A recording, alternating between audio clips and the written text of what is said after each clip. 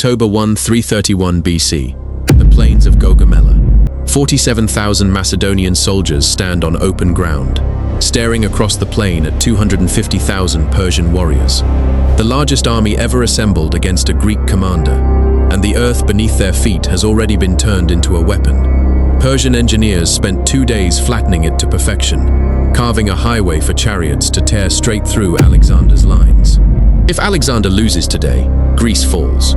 Everything the Western world will ever become tips eastward in a single afternoon. There is no retreat. There is no backup plan. There is only this field, this morning, and this fight.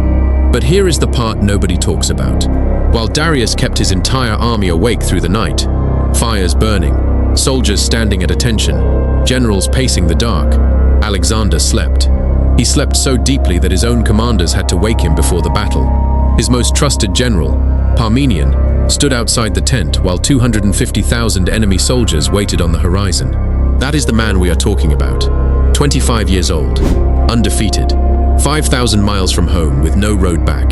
His army was outnumbered more than 5 to 1, marching into ground built to kill them, against a king who had handpicked every condition of the fight. Darius chose the place. Darius chose the size. Darius chose the moment. And Alexander took a nap. By the end of this video, you'll understand how Alexander let his own battle line bend to the point of breaking, and how that single decision shattered the greatest empire on earth, forever. Darius III was not a fool. That's the first thing you need to understand. Every lazy retelling of this battle paints him as a man who simply showed up with numbers and hoped for the best. That isn't what happened. Darius had a plan, a real one, and on paper, nearly perfect. He wasn't trying to outnumber Alexander, he was trying to swallow him whole. The idea was simple and lethal. Use the flat, open ground to drive both cavalry wings forward at once. One sweeping around Alexander's left, one curling around his right, closing like two arms around a man's throat. Once both flanks were wrapped, the Persian cavalry would fold inward from behind, trapping the Macedonian infantry in the middle, with nowhere to run and no way out. The phalanx, Alexander's deadliest weapon, would become a box of men waiting to die. And Darius had the tools to make it real. 200 scythe chariots, no ordinary war machines. Blades jutted from the wheels on both sides, built to carve through rows of men like a saw through timber. 15 war elephants loomed behind the front line, animals so massive and thunderous that Greek-trained horses had never seen their like.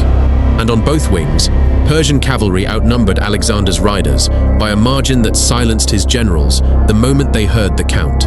The ground itself was the final stroke of the plan. Darius had sent engineers out 2 days early to flatten the soil along the right side of the field. Every stone cleared, every dip smoothed away. The earth had become a fast, level road, built for exactly one purpose: to let his chariots reach full speed before they ever struck the Macedonian line. He had thought of everything.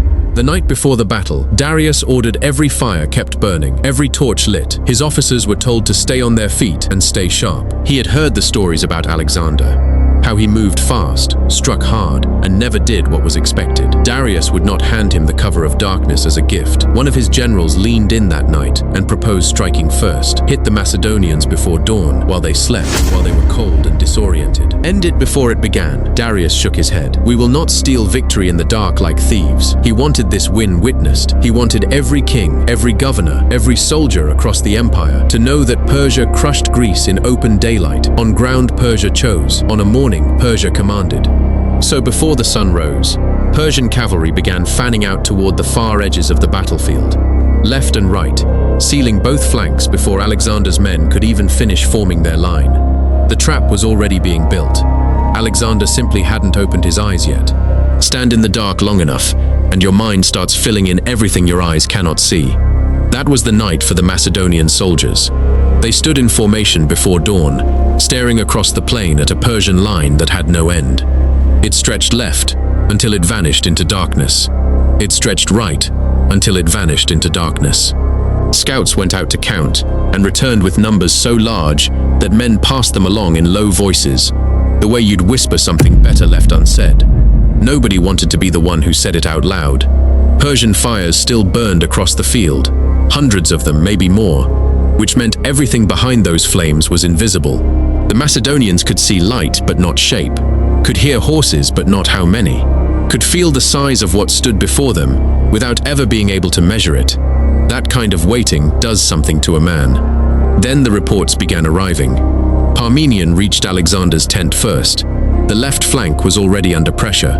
Persian cavalry had crept forward in the night, not charging, not committing, just pushing and pulling back, probing, testing, doing just enough to pin the Macedonian left in place, unable to shift without exposing itself. Not yet a fight. A hand pressed against a door, holding it shut. Then the second report. A supply officer arrived with grim news. 2 foraging parties sent out the evening before had never returned. Both had vanished into the ground behind the Macedonian position. That meant Persian riders were already moving in the rear, not just in front, not just on the flanks. The trap Darius had engineered wasn't waiting for the battle to start.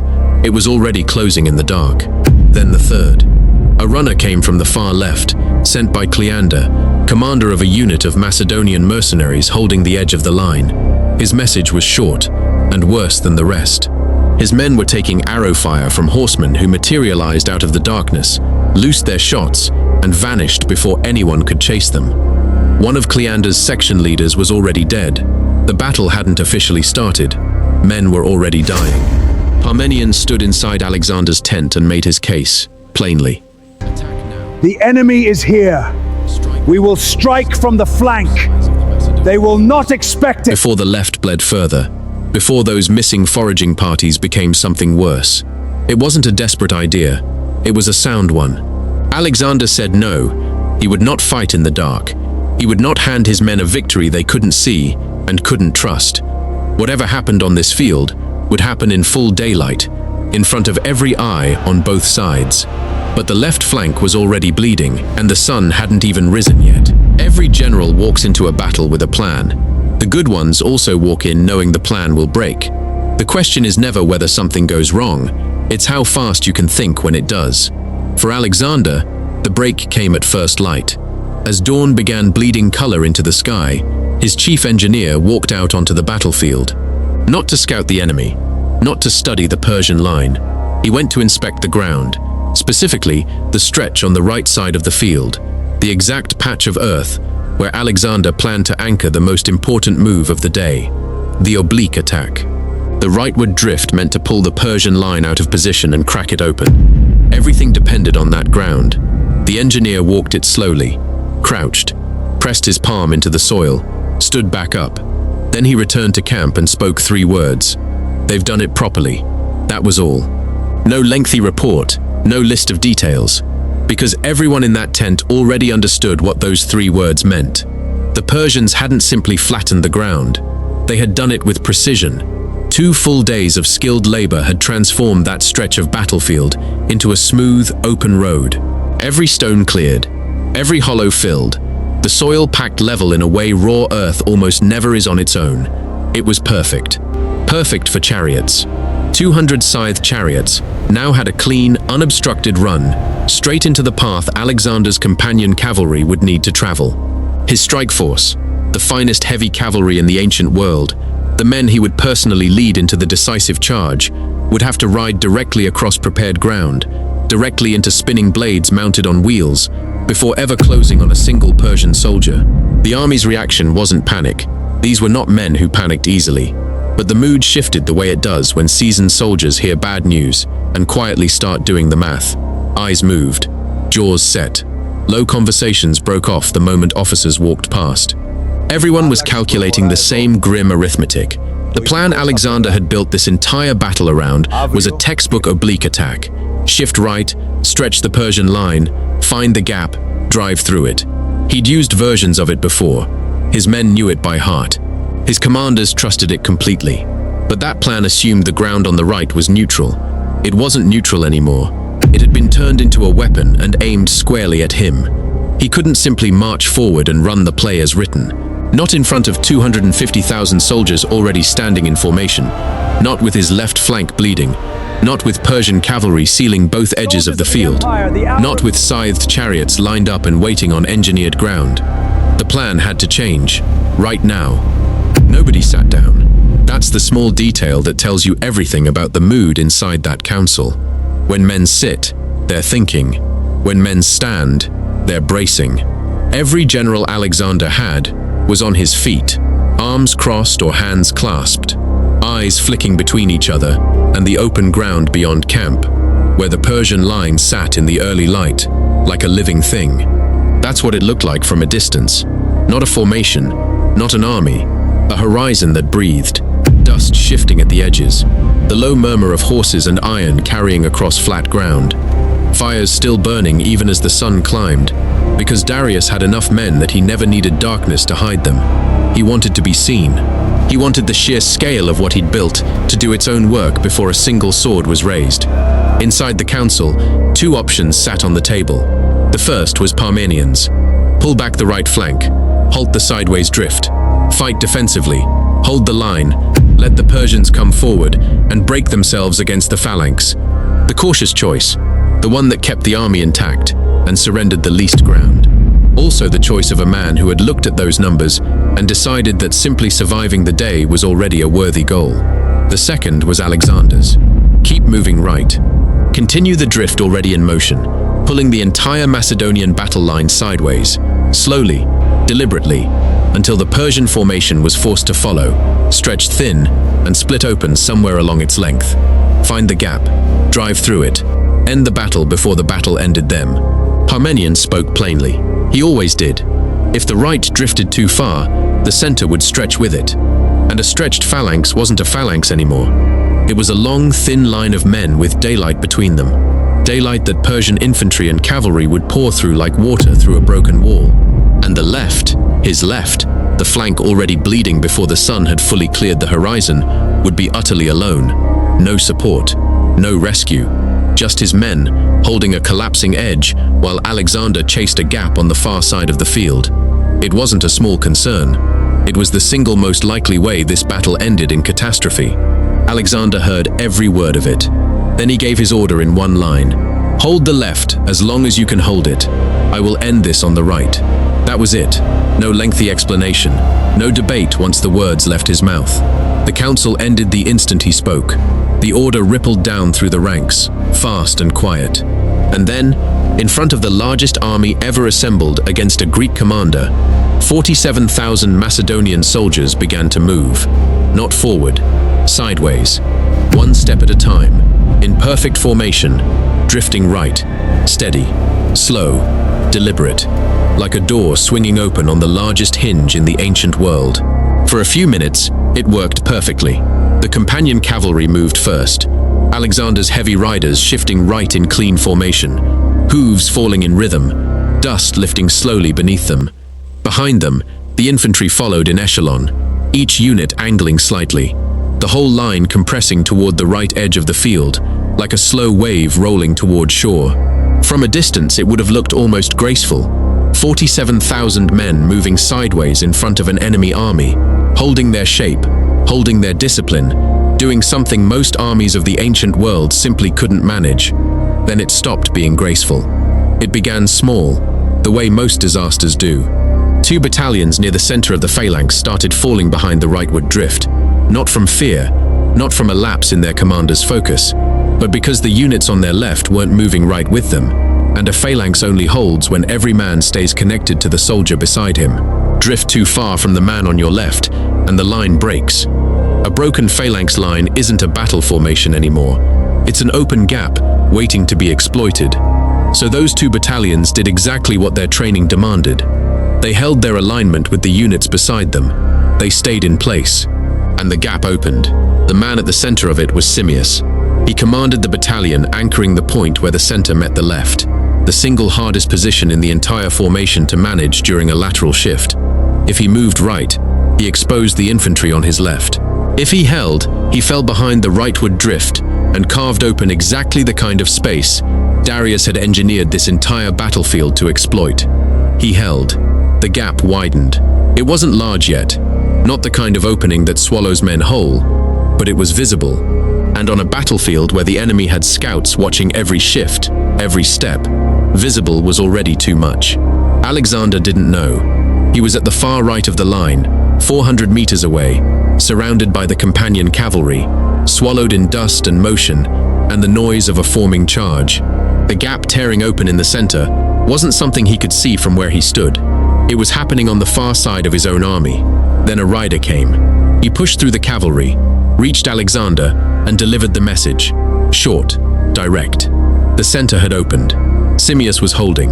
The gap was there, and growing. Alexander looked back across the line. The Persian formation was no longer standing still. It had begun to move forward. Slowly at first, the way a great weight starts rolling down a hill. The advance had started. The Macedonian center had a hole in it, and Alexander stood 400 meters from that hole, his cavalry already in motion around him, with no clean way back. Mazaeus had been watching. That was his role. While Darius commanded from the center and the left wing pressed against the Macedonian flank, Mazaeus sat on horseback at the head of the Persian right and watched. He wasn't a young commander chasing glory. He was seasoned enough to know that battles are won by the man who sees clearly before he moves, not the man who moves before he sees. So he watched, and what he saw made him sit up straighter in the saddle. The Macedonian line was drifting right. He'd noticed it early, the slow lateral shift, the dust trailing in that direction, the way the far edge of the formation kept pressing toward the boundary of the field. That part he had expected. His scouts had reported Alexander's habit of anchoring his charges on the right.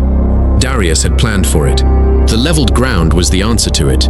But then something else appeared, a thinning, right at the center of the Macedonian line. Not a full break, not yet, but a stretching, the kind of gap that opens when a long formation moves sideways and the middle can't keep pace with the edges. Mazaeus stared at it a long moment, unwilling to trust his eyes alone. He sent 2 scouts forward to confirm. They returned fast. The gap was real. The center had separated from the left. There was open ground inside the Macedonian formation, where men should have stood shoulder to shoulder. One of his sub-commanders leaned in and spoke low. "Wait," he said. "This could be a trap." Alexander was known for it, baiting weakness to lure cavalry out of position, then closing the jaws once the riders had committed. The leveled ground cut both ways. If Persian cavalry charged into a false gap, they could find themselves surrounded on their own engineered terrain, with nowhere left to turn. It was a reasonable warning. Mazaeus overruled it without much debate. This was precisely what the leveled ground had been built for. This moment, this opening. If they waited for a gap that felt safer than this one, they'd be waiting until the battle had already been lost somewhere else on the field. He had prepared ground, heavy cavalry, and a breach in the enemy line, all in front of him, all at once. He gave the order. On the Macedonian left, Parmenian's men heard it before they saw it. That's the thing about engineered ground. It carries sound differently than raw earth. Hooves strike it harder, cleaner, louder, so the noise arrived first. A low, rolling thunder building fast across the field. Then the wall of dust rose, thick and wide and moving at speed. And out of that cloud came the shapes. Persian heavy cavalry, hundreds of them, accelerating out of the haze in full charge, leaning into the gallop, the ground beneath them doing exactly what Darius had built it to do. Parmenian's line saw it coming and braced. There was nothing else left to do. At this point, the battle stopped being one fight. It splintered into 3 separate battles, happening at once, on the same field, inside the same army, and none of the 3 could see what the other 2 were doing. On the left, Parmenian's men had stopped trying to hold a line. They were trying to survive one. Persian heavy cavalry struck them at full speed on engineered ground, and the impact was exactly as brutal as it sounds. Shields splintered, horses crashed into formations. Men who had stood in clean rows moments earlier were suddenly fighting in every direction at once. Forward, sideways, backward, just trying to stay upright and keep the unit from collapsing entirely. Riders streamed toward Alexander now, steady and constant.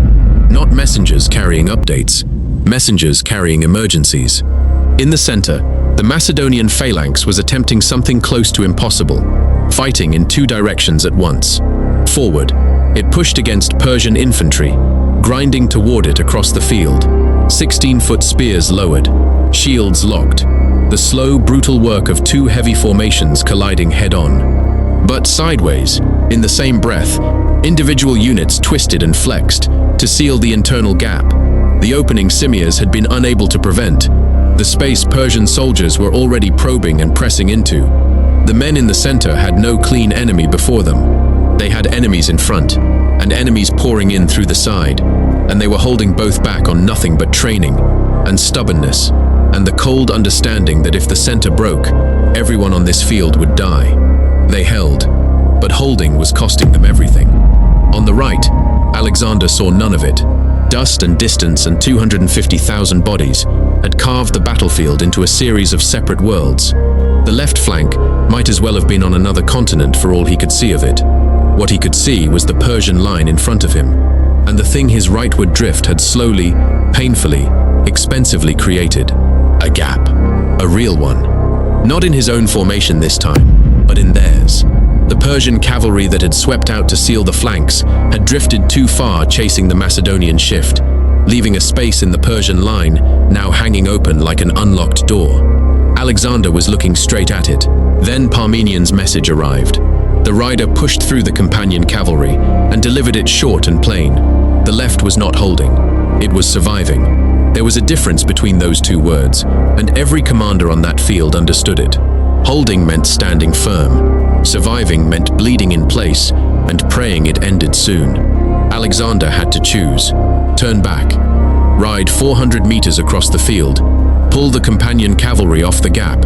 Save the left flank and reset the battle from the beginning. Or drive forward. Strike the opening in the Persian line right now, before it closed, before the left collapsed completely, before the moment passed and never returned. The gap was right there, and it was not going to stay open forever. Alexander did not turn back, not because he didn't care about the left, not because Parmenian's men didn't matter, but because he could see something the messenger couldn't put into words, something that only made sense from where Alexander stood, on that exact patch of ground, at that exact moment. Darius's cavalry had made a mistake. In their aggression, in the hard push against Parmenian's left, in the full, reckless commitment to running down the Macedonian flank, the Persian horsemen had ridden out of position. They had chased the drift too far, leaned too hard into the attack, and in doing so, had pulled themselves away from the Persian center. The formation Darius had spent 2 days perfecting, the carefully engineered wall of men and steel and chariots, now had a hole in it, not because Alexander had cut it open, because Darius's own cavalry had carved it by trying too hard to win on the wrong side of the field. The gap sat open in the Persian center, directly in front of the royal bodyguard. Alexander studied it for exactly as long as he needed to. Then he gave the order to form the wedge. The Companion Cavalry pulled together into a tight arrowhead. The hammer formation, the sharpest weapon Alexander owned. Horses shoulder to shoulder, riders leaning forward, the entire mass compressing into a single driving point, aimed at one precise spot in the Persian line. Alexander took his place at the tip, not behind his men, at the front. That was always where he was. They went in at full gallop. The wedge struck the Persian center like a fist through a door. The royal bodyguard surged forward to meet it. Men who had shielded the king through battles that lesser armies never survived. Men who had never broken in combat in their lives. They broke now. Not all at once, not cleanly, but the wedge kept driving and the line kept folding. And Alexander kept pushing straight toward the one man he had chased across half the known world. Darius saw him coming. From his raised position on the royal chariot, surrounded by the last of his personal guard, Darius watched the wedge tear through the heart of everything he had built. Then it came, a single javelin out of the chaos. It missed Darius. It struck his charioteer. The man dropped. The horses, suddenly without a hand on the reins, lurched and bolted sideways. And Darius made his decision. For the second time in his life, facing Alexander on a battlefield he himself had chosen, he chose to leave the field alive. His chariot turned.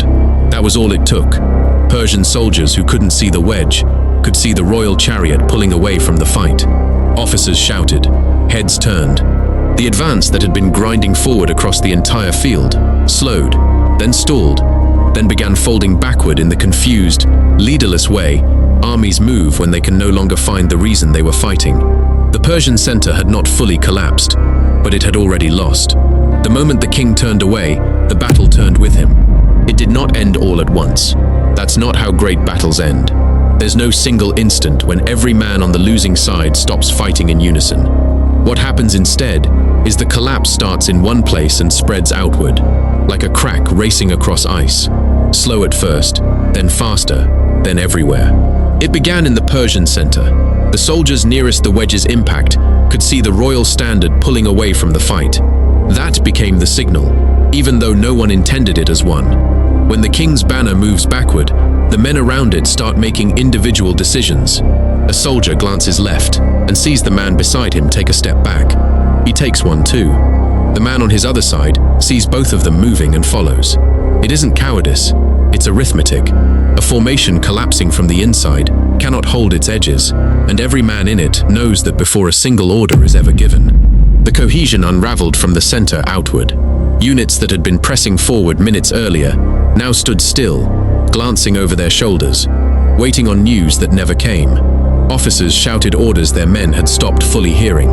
The Persian infantry didn't run, not yet, but it had stopped being an army and become a vast crowd of confused men standing on a battlefield with no clear reason left to fight. On the far side of the field, Mazaeus received the news. He was still pressing hard against Parmenian's left when the rider reached him, still driving his cavalry into a Macedonian flank that had bent without fully breaking for the better part of the morning. The attack had been working. One more hard push might have finished it, but the center was gone. The king had left the field. Mazaeus pulled back, not in panic, not in a broken retreat. He simply ended the attack with the quiet discipline of an experienced commander who understood that winning on one side of the battlefield means nothing once the battle itself is already lost. He gathered his cavalry and withdrew in order, more than most commanders could have managed in that moment. And the assault that had nearly broken the Macedonian left simply stopped.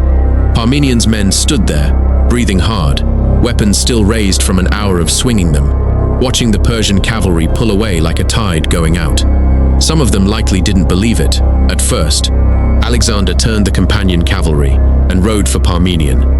There was a pursuit of Darius, a real one, fast and urgent, pressing hard in the direction the royal chariot had vanished. But the Macedonian horses were spent from the charge, and Darius had a head start measured in miles. By the time darkness fell, the Persian king was gone. Alexander rode into Darius's royal camp at Arbela that night. What he found there stopped his men mid-step. Golden thrones stood inside open tents. The Persian royal court was still there. Wives, children, attendants, people who had traveled with the king because no one had truly believed this camp would ever need abandoning. A treasury sat under guard, one that took his accountant's days to fully count, the final numbers leaving experienced soldiers as silent as they'd been before the battle. When scouts first reported the size of the Persian army, Alexander walked through all of it and sat down in Darius's chair. He didn't speak for a long moment. Nobody around him did either. Here's what people get wrong about Gaugamela. They treat it as the end of the Persian Empire, as if the moment Alexander won and Darius lost, the whole matter was settled in a single afternoon on a flat plain in the middle of nowhere. But that isn't what happened. Darius rode away from that battlefield alive. He still commanded provincial governors across vast stretches of territory. He still had soldiers. He still had the administrative skeleton of the largest empire on earth largely intact around him. The Persian Empire did not end at Gaugamela. It cracked. And there's an important difference between those two things. A thing that ends is finished. A thing that cracks can sometimes be repaired, if the right people hold it together, if the right decisions land fast enough, if the man at the top gives everyone around him a reason to keep believing. That was the problem. Because what couldn't be repaired wasn't a formation, or a treasury, or a stretch of lost territory. What couldn't be repaired was the image now burned into the memory of every Persian commander who had stood on that field. Twice now, at Issus before Gaugamela, and at Gaugamela itself, Darius had chosen to leave the battle alive. Twice he had calculated that surviving mattered more than standing his ground. His commanders had watched him do it the first time and followed him anyway. Now they had watched him do it again. That is not something an empire recovers from easily. His own men would remember. His own officers would remember. And in the brutal, practical world of ancient power, a king who will not fight to the death for his throne is a king whose throne is already up for the taking. But before any of that played out, the doors began opening. 3 weeks after Gaugamela, Babylon opened its gates without a fight. one of the oldest and greatest cities in the ancient world, a place that had stood under Persian rule for centuries, simply deciding that resistance no longer made sense. Then Persepolis fell the following year, the ceremonial heart of the Persian world, the city where Persian kings had been crowned and buried and remembered for generations. It fell too. The road to the east opened before Alexander like a question waiting to be answered. India, the edges of the known world. Territory Greek soldiers had never seen and could barely imagine. All of it now his, to walk toward. Darius would be dead within a year, not killed by Alexander, killed by his own men, commanders who had watched him leave 2 battlefields alive and decided that a king like that was more useful dead than in charge. When Alexander finally found the body, abandoned on a road in the dust, he removed his own cloak and covered it. The man he had chased across a continent deserved that much. The war was over. The world was next.